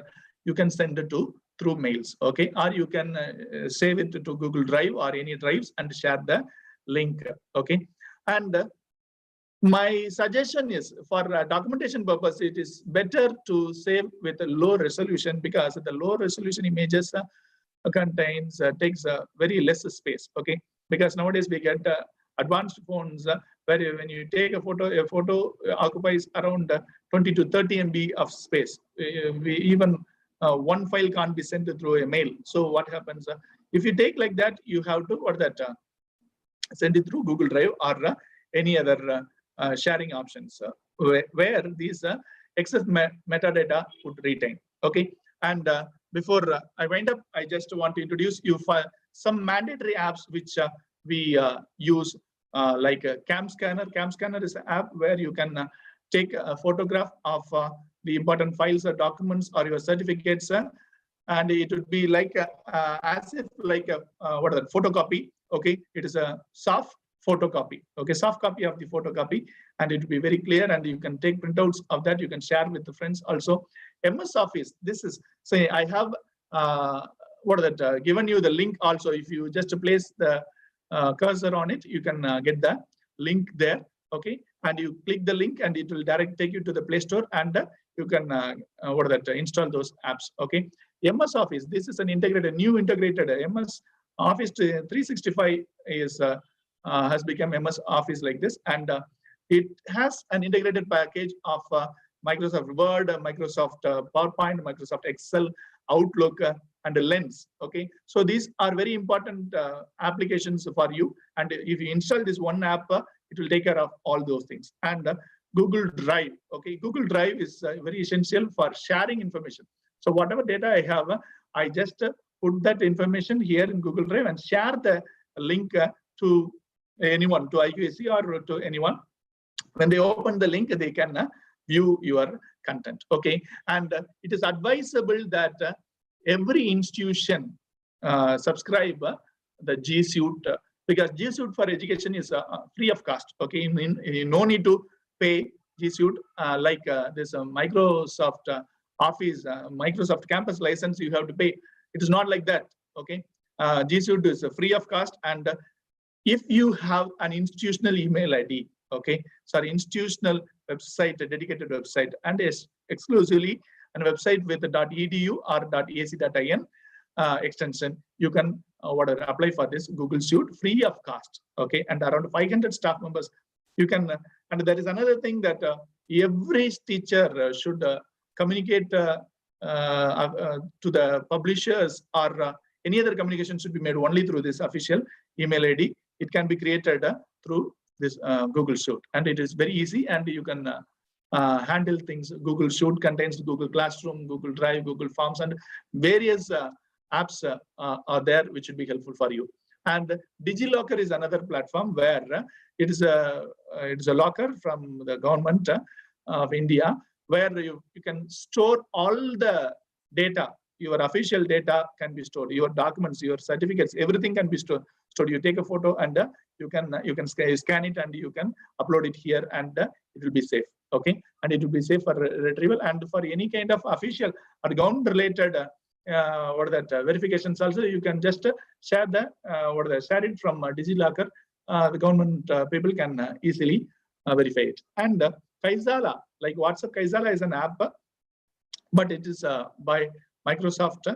And what is the plus in this Kaizala is in WhatsApp, if you create a group, you have a limit of 256, I think, or 57.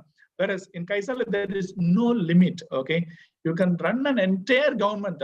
You can make all the citizens of a government to install this Kaizala and become a member of the particular group, and still you can communicate information. So this will be helpful for you to track your alumni. So create some Kaizala group for your colleges, and you can be in touch with your students, for the whole college students and for the alumni. For you can have different groups in Kaizala also.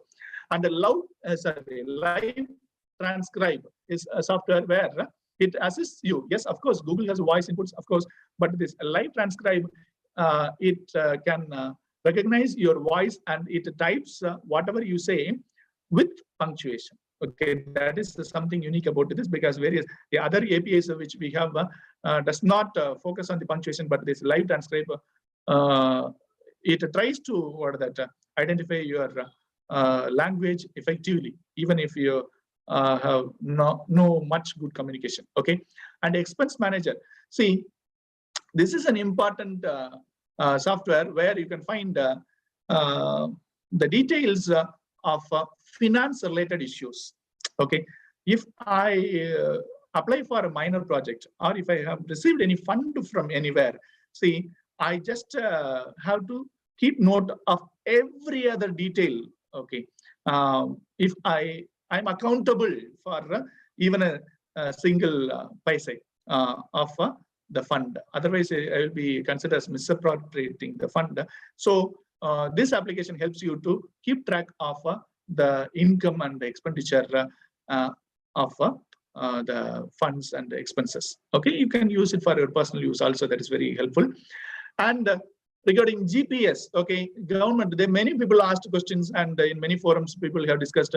See, when you say that the geotagged photo should be there, why not the government of India itself come out with a methodology? And so government of India has come out with the new the software called as NAAC, and that is launched from 2019 December onwards. In 2020 it will come into effect, and we will start using the NAAC also. Okay, so before concluding, I just have a few words.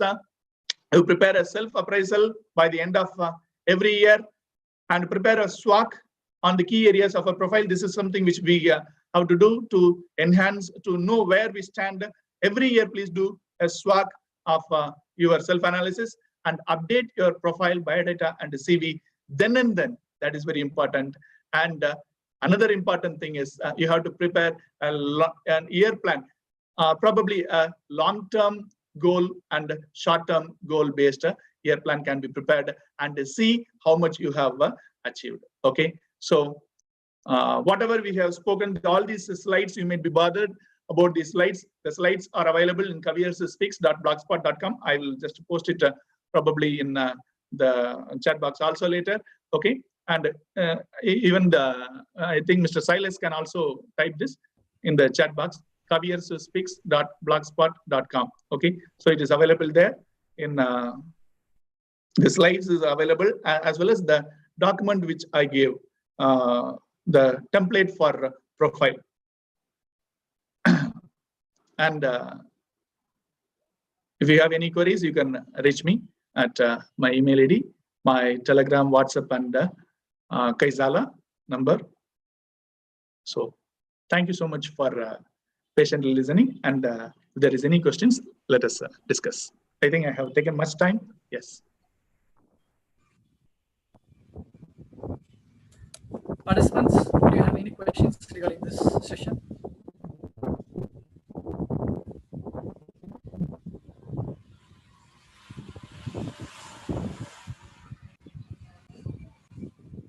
Okay.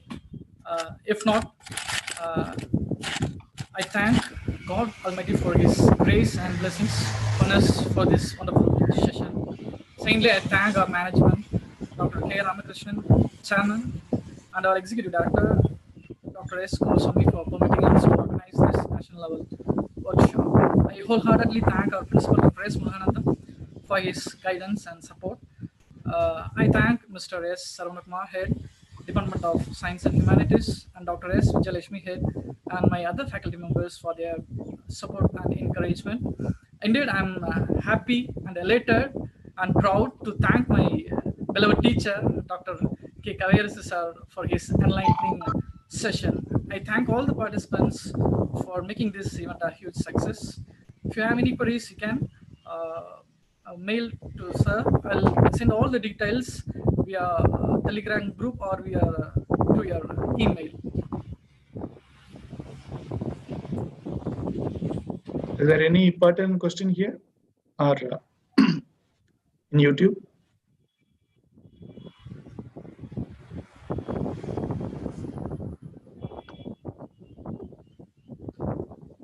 Okay, I'm ready to answer you. Anytime you can, we can have a discussion there in Telegram group, or you can text me.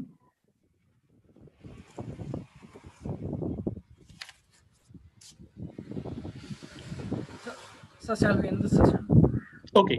So thank you so much, Mr. Siles, and the head of the department, principal and the management of Ramakrishnan College, Trichy, for arranging this program. And I hope this program has enlightened you in some aspects of documentation. Thank you so much. Thank you, sir. Thank you all the participants. Thank you.